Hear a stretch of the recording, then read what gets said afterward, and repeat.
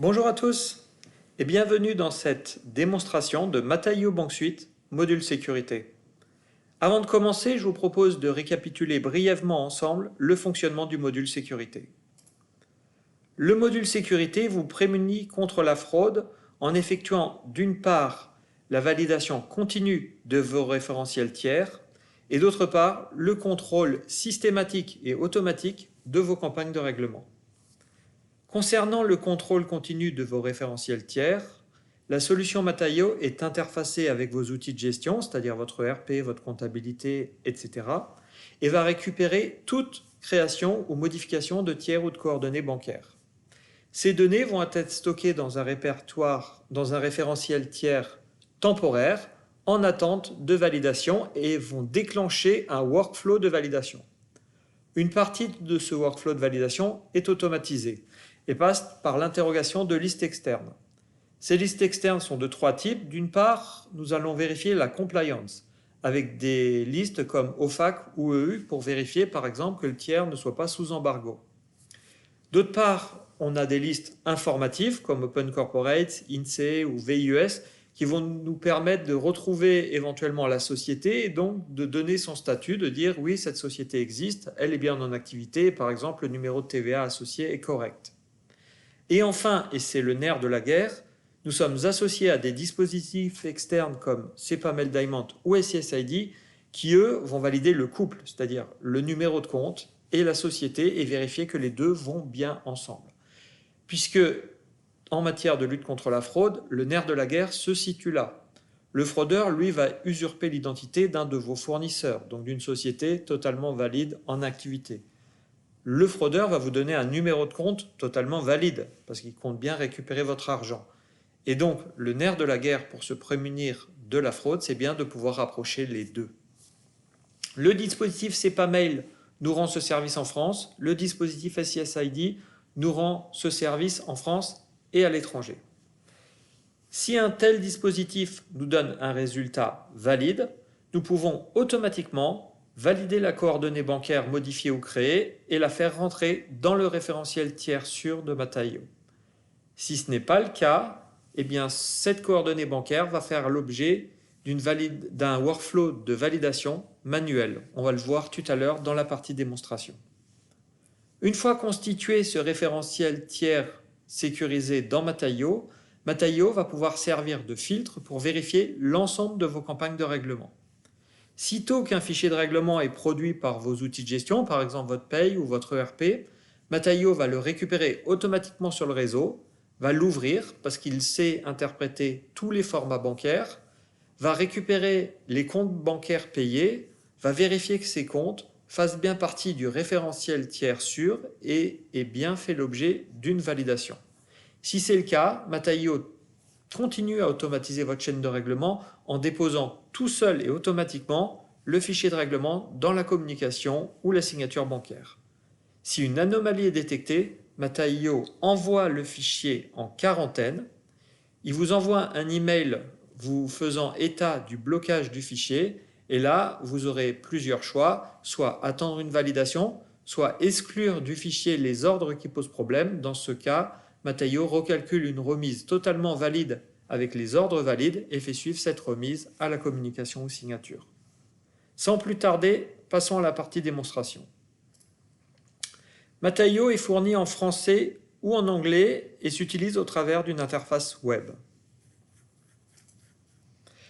Quand nous arrivons dans l'écran d'accueil de Mataio, selon nos droits utilisateurs, nous sommes accueillis par un certain nombre de tuiles nous présentant les actions qui requièrent notre attention. Ici, j'ai des droits de validation, donc je fais partie du workflow de validation des nouvelles coordonnées bancaires et je vois que j'ai 8 comptes en attente de validation. Pour vous rassurer, je n'ai pas besoin d'être connecté en permanence à Mataio pour avoir cette information.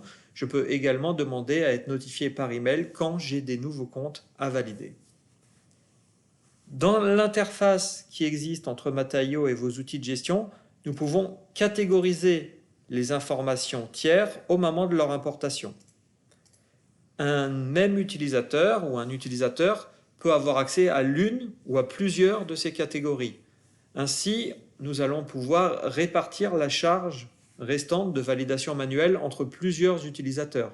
Je peux par exemple être un valideur qui ne valide que les salariés, être un valideur des ressources humaines qui ne valide que les salariés, ou être un valideur qui ne valide que les fournisseurs, que de SAP, que pour la filiale 3, par exemple. Donc ici, nous récupérons tous les comptes bancaires qui ont fait l'objet d'une création ou d'une modification depuis la dernière interface. On récupère beaucoup d'informations, y compris le nom du comptable à l'origine de la création ou de la modification du compte dans l'outil en amont. Dans différentes colonnes, on récupère le résultat des contrôles automatisés effectués par Mataio. Dans la colonne sanctions, on va récupérer notamment le résultat de la compliance. Donc une coche verte indique que ce tiers ou ce compte ne font pas partie de liste d'embargo. Dans la colonne activité, eh bien, on va pouvoir vérifier si la société a été trouvée et a été trouvée comme une société qui est bien en activité. Si c'est le cas, là comme ici, par exemple une coche verte, je peux cliquer sur la coche verte et obtenir un lien directement vers la fiche société trouvée. Si ce n'est pas le cas, comme ici l'université de Grenoble-Alpes, on peut se poser la question de savoir si la société est encore en activité, donc ça demande des contrôles ou une vigilance supplémentaire de votre part. On peut aussi ne pas activer ce contrôle pour certaines catégories. Enfin, la colonne évaluation, c'est le nerf de la guerre, c'est celle qui ramène le statut du dispositif externe type SCSID ou CPAML Diamond. Donc le statut vert indique que le dispositif externe a pu valider pour vous l'intégralité de la coordonnée bancaire.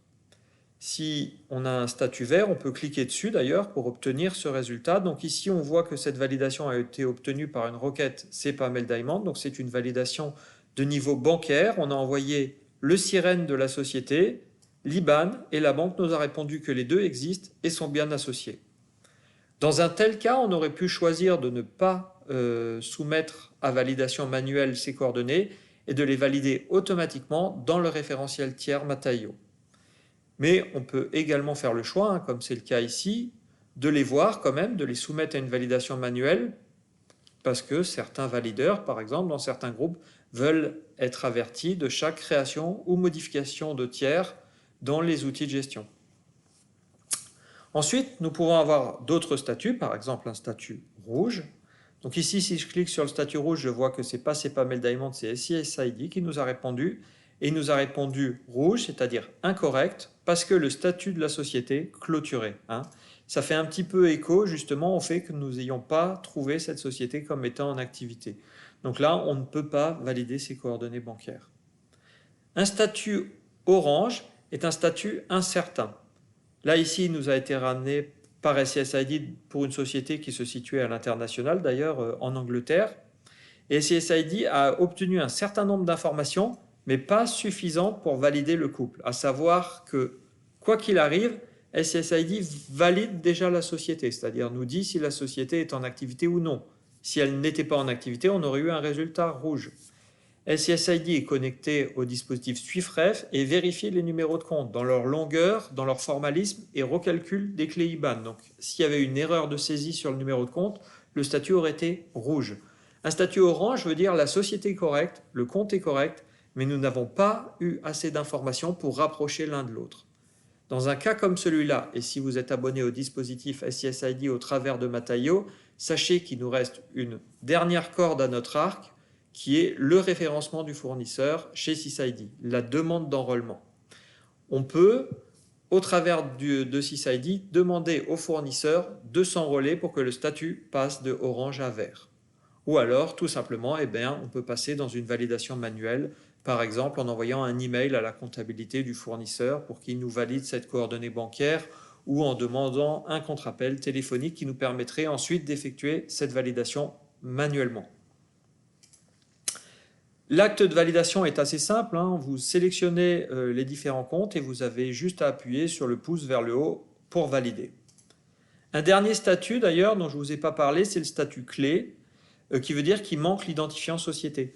Car comme vous l'imaginez bien, pour pouvoir interroger un dispositif externe comme SysID ou c'est pas Mel Diamond, il nous faut un identifiant société valide. On n'interroge pas avec une raison sociale. La raison sociale peut engendrer des anomalies, des erreurs, une virgule, un trait, un point qui existerait chez vous, pas à la banque par exemple. Donc on ne valide qu'avec un identifiant, par exemple un numéro de TVA. Ici, il n'y avait pas d'identifiant dans la fiche tiers, donc le contrôle n'a pas pu être effectué. Mais on a quand même une petite information de Mataio. Dans ce cas, Mataio fait des contrôles qui sont purement internes. Et ici, qui nous dit, attention, le tiers et le compte sont dans des pays différents. Alors, ça se peut, hein, on peut avoir ici un tiers qui est, par exemple, vérifions-le, en Angleterre, et un compte qui est au Portugal. Et ce n'est pas une fraude, ou pas forcément une fraude. Mais en tout cas, on attire votre attention en termes de vigilance pour que vous soyez plus vigilant lors d'un contrôle, parce qu'on sait que souvent le fraudeur essaye de vous faire créer un compte qui n'est pas dans le même pays que le tiers. Un dernier contrôle qui est automatiquement effectué par Mataio, c'est un contrôle de doublon. Hein. Ici, vous voyez, on a Culligan, mais si on clique sur doublon, et ben on voit que vous aviez déjà créé un tiers Culligan, ATS Culligan. Et donc de dire, ben, vous êtes sans doute en train de créer un doublon dans votre ERP, la fiche tiers existe déjà et le comptable n'avait sans doute pas retrouvé la fiche tiers et en a créé une nouvelle. Ça vous permet également de garder des bases propres.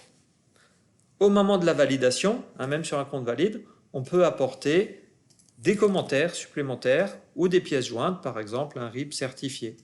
Et toutes ces pièces et toutes ces validations, hein, le résultat des contrôles externes, vont être historisés ad vitam aeternam dans Mataio. Et si 2 ans après, on veut savoir qui avait validé cette coordonnée bancaire, qui l'avait créée et sur quelle base, eh bien, on peut retrouver les commentaires, les pièces jointes et l'état des contrôles externes. Donc ça, c'est un contrôle a posteriori. Hein. Les comptes sont créés dans vos outils de gestion et ensuite intégrés automatiquement dans Mataio, contrôlés et on vous avertit en cas de problème. Vous pourriez aussi décider de faire un contrôle préalable, c'est-à-dire avant de créer le tiers ou de créer le nouveau compte bancaire dans votre outil de gestion. Dans ce cas-là, Mataio fournit un portail de recherche. Vous voyez, vous pouvez saisir le nom d'une société, quelques éléments d'adresse qui nous aident à la trouver, en France, à l'étranger, où vous voulez, et lancer une recherche. Mataio va interroger les différentes listes auxquelles la solution est abonnée, et ici va retrouver la société Mata, également avec une fiche. Et sur cette base-là, nous allons pouvoir créer un tiers provisoire, donc le catégoriser, hein, par exemple lui dire c'est un fournisseur que je voudrais interroger par Diamond, saisir par exemple un numéro de TVA hein, pour ce fournisseur, voilà. Et alors très important, un identifiant externe, car à partir de cette fiche tiers provisoire, je vais ensuite pouvoir les réexporter, mettons, pour alimenter mon ERP, donc de dire ici ce serait le fournisseur fourne, voilà, un code. Donc, j'enregistre ce tiers provisoire et vous allez voir que ça va nous amener à une étape supplémentaire qui va nous permettre maintenant de créer des comptes bancaires pour ce fournisseur et de déclencher une interrogation Diamond, ici le petit Diamond, pour savoir si la banque valide bien le compte bancaire, c'est-à-dire nous dit bien que ce compte bancaire appartient à cet identifiant société. Donc, on peut tout vérifier dans Mataio en amont de la création en comptabilité. Donc là, c'est vraiment un choix. Hein. Le choix de vérifier en amont, ben, c'est un choix plutôt manuel qu'il faudra ensuite réexporter dans la comptabilité ou alors vous avez le choix des contrôles automatisés a posteriori. Une fois que tous ces contrôles ont été faits, eh bien, on a alimenté un référentiel tiers sûr qui va nous permettre de contrôler nos fichiers de règlement. Comme je l'ai dit, quand les fichiers de règlement sont dits fiables, eh bien, Mataio, vous n'en entendez pas parler. Vos fichiers de règlement sont produits dans l'ERP et quelques secondes après se retrouvent dans votre outil de signature ou de communication bancaire. Par contre, si une anomalie est détectée dans le fichier, celui-ci est bloqué dans un coffre-fort numérique au niveau de l'application Mataio. Donc là encore, ce sont des droits utilisateurs. Hein. Mon utilisateur a le droit d'accéder au coffre-fort numérique.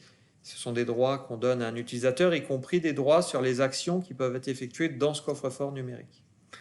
Donc ici, je vois qu'un règlement SEPA a été bloqué, que ce règlement SEPA contient 100 ordres pour un montant total de 519 000 et quelques euros, Quand je vais dans le détail du virement SEPA, il a été bloqué parce que pour 2 tiers, eh bien, on a des comptes qui ne font pas partie du référentiel tiers sûr.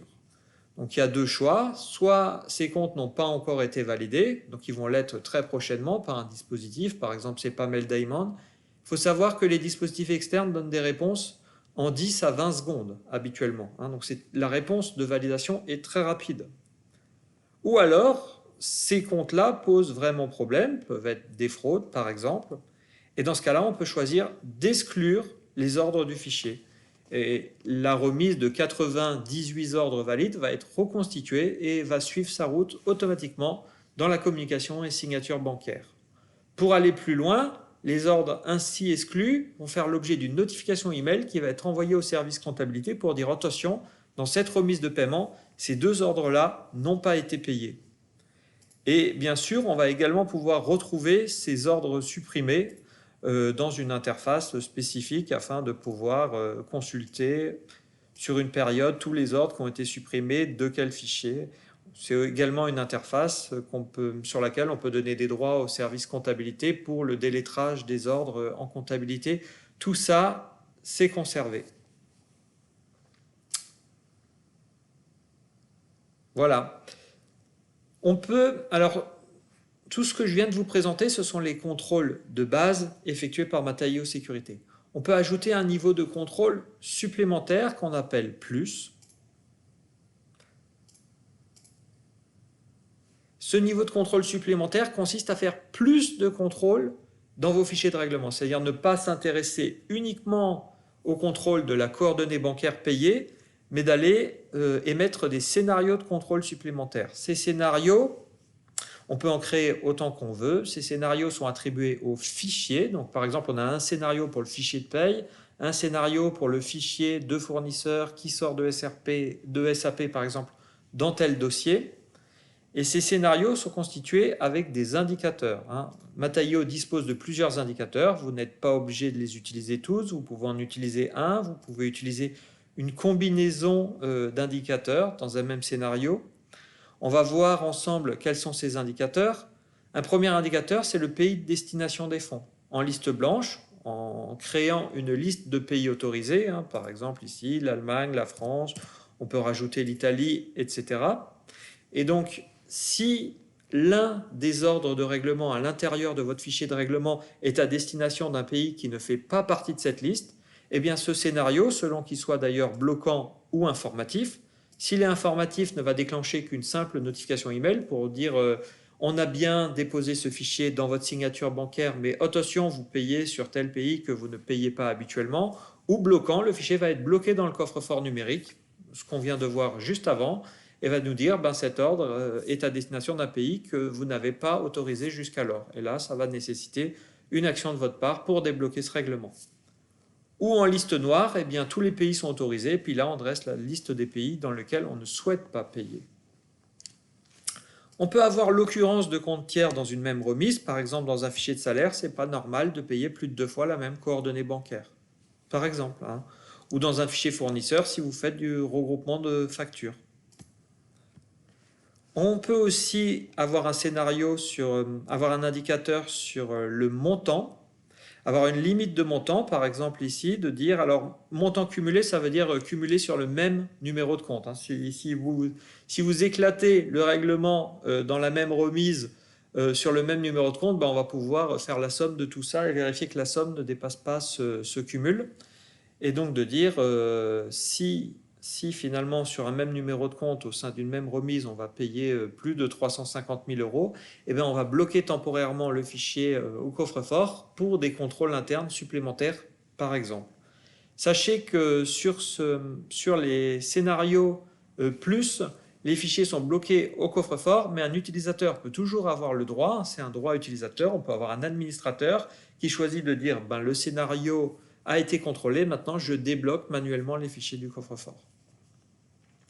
Et enfin, on va avoir des contrôles sur des habitudes de paiement, donc en nombre ou en montant, ou les deux. Alors, qu'est-ce que c'est que les habitudes de paiement? C'est de dire sur 30 jours glissants, ou 12 mois glissants, 1 an, c'est pas normal, par exemple, ici en nombre, de payer plus de 5 fois mes fournisseurs, ça n'arrive pas. sauf, parce que j'ai une liste d'exclusion, sauf par exemple celui-ci qui est un très gros fournisseur et que je vais exclure de ce contrôle parce que je peux être amené à le payer plus de 5 fois par mois. Ou alors, c'est pas normal de verser plus de 1 million sur un mois à mes fournisseurs, ça n'arrive pas, ou quand ça arrive, je souhaite être averti, je souhaite que le fichier soit bloqué temporairement pour me permettre d'effectuer des contrôles supplémentaires. On arrive au bout de cette démonstration Mataio sécurité. Je vous remercie à tous pour l'avoir suivi et je vous souhaite une bonne continuation. Merci.